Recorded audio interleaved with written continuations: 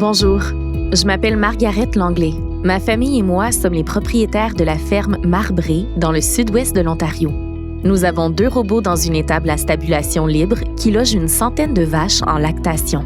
Récemment, nous avons participé à un projet de recherche sur le ruissellement issu de notre entreposage d'ensilage.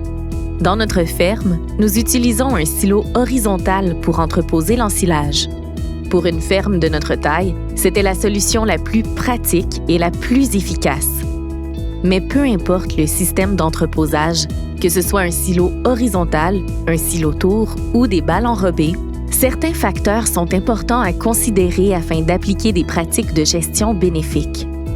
Grâce à ce projet, j'en ai beaucoup appris à propos des effluents d'ensilage et de l'importance de prendre des mesures pour limiter leur impact sur l'environnement.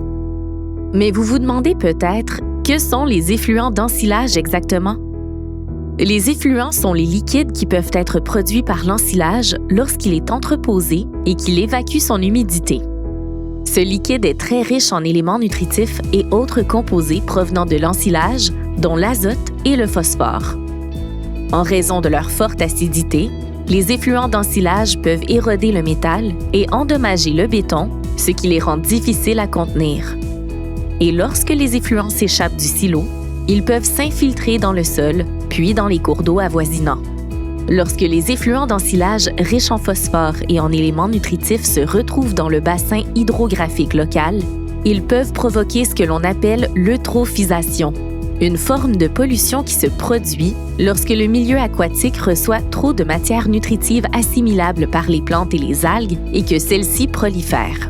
Ces plantes et algues envahissantes consomment une grande quantité de l'oxygène présent dans l'eau, empêchant la lumière du soleil de passer et peuvent même libérer des produits chimiques nocifs, ce qui peut tuer des poissons et des animaux de la faune ou encore les forcer à partir.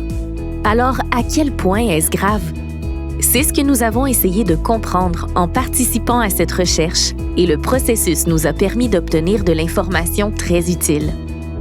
En prélevant des échantillons, les chercheurs ont découvert que notre silo horizontal était à l'origine d'environ 30% de la charge annuelle de phosphore dans le bassin hydrographique de 14 km² situé autour du site à l'étude.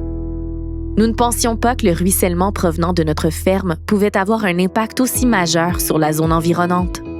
Ces résultats montrent que les silos horizontaux peuvent être une source importante de phosphore dans l'environnement local et qu'il est important de prendre des mesures pour que les effluents d'ensilage ne se frayent pas un chemin jusque dans nos cours d'eau.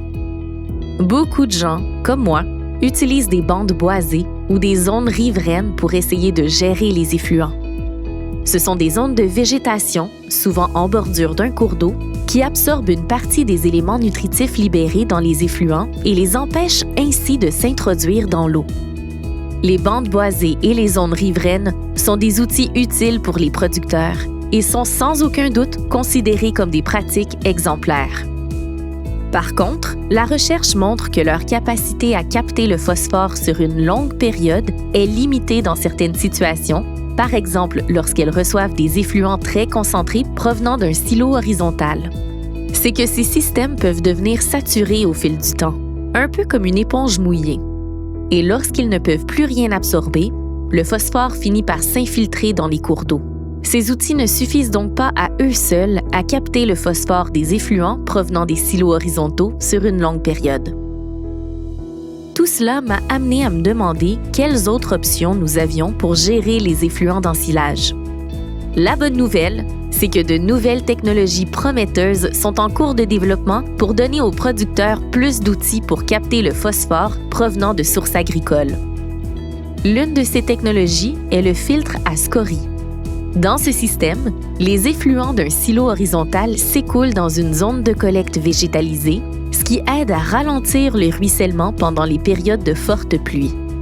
L'eau s'écoule ensuite lentement à travers un mélange de scorie de fer et de gravier qui est très efficace pour capter le phosphore.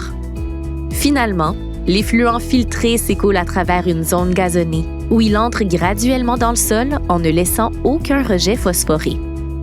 Et ce qui est vraiment intéressant, c'est que ces systèmes nécessitent peu d'entretien et peuvent capter le phosphore pendant de nombreuses années, ce qui en fait une solution efficace à long terme. Si vous voulez en savoir plus ou si vous avez des questions sur les filtres à scories ou les effluents d'ensilage, les chercheurs de ce projet seront heureux de discuter avec vous.